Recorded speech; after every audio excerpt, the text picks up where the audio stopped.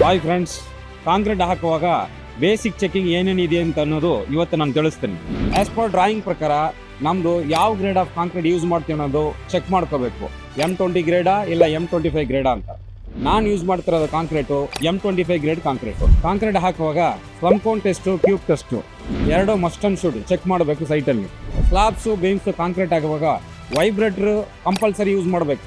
Concrete complete ಆದಮೇಲೆ slab thickness as per drawing ಪ್ರಕಾರ maintain ಆಗಿದೆಯಾ ಇಲ್ವಾ ಅಂತ ಚೆಕ್ ಮಾಡಬೇಕು. ಟಾಪ್ ಸರ್ಫೇಸ್ ಫಿನಿಶಿಂಗ್ ಇದೆಯಾ ಇಲ್ವಾ ಅಂತ ಚೆಕ್ ಮಾಡಬೇಕು. ಕ್ಯೂರಿಂಗ್ ಟೈಮಿಂಗ್ ವಿದಿನ್ 24 hours ಅಲ್ಲಿ ಸ್ಟಾರ್ಟ್ ಮಾಡ್ಕೋಬೇಕು. OPC 53 ಗ್ರೇಡ್ ಯೂಸ್ ಮಾಡಿರೋದ್ರಿಂದ ಮಿನಿಮಮ್ ಕ್ಯೂರಿಂಗ್ ಟೈಮಿಂಗ್ಸ್ ನಮಗೆ 7 days ಇರಬೇಕು. ಕಾಂಕ್ರೀಟ್ ಕಂಪ್ಲೀಟ್ ಆಗಿದೆ ನೆಕ್ಸ್ಟ್ ದಿನಕ್ಕೆ ಸ್ಲಾಬ್ ಮೇಲೆ ಪಾತಿ ಕಟ್ಬಿಟ್ಟು 7 daysಗೆ ಫುಲ್ಲಿ ವಾಟರ್ನ ಸ್ಟಾಗ್ನೇಟ್ ಮಾಡಿ ನಿಲ್ಲಿಸಬೇಕು. ಸೊ ಆ ಥರ ನಿಲ್ಲಿಸೋದ್ರಿಂದ ನಮಗೆ ಯಾವ ಗ್ರೇಡ್ ಆಫ್ ಕಾಂಕ್ರೀಟ್ ನಾವು ಯೂಸ್ ಮಾಡಿದೀವೋ ಆ ಗ್ರೇಡ್ ಆಫ್ ಕಾಂಕ್ರೀಟಲ್ಲಿ 70% ಆಫ್ ಸ್ಟ್ರೆಂಥನಿಂಗ್ ಅಚೀವ್ ಮಾಡುತ್ತೆ. ಇದರಿಂದ ಬಿಲ್ಡಿಂಗ್ ಬಾಳಿಕೆ ಚೆನ್ನಾಗಿ ಬರುತ್ತೆ.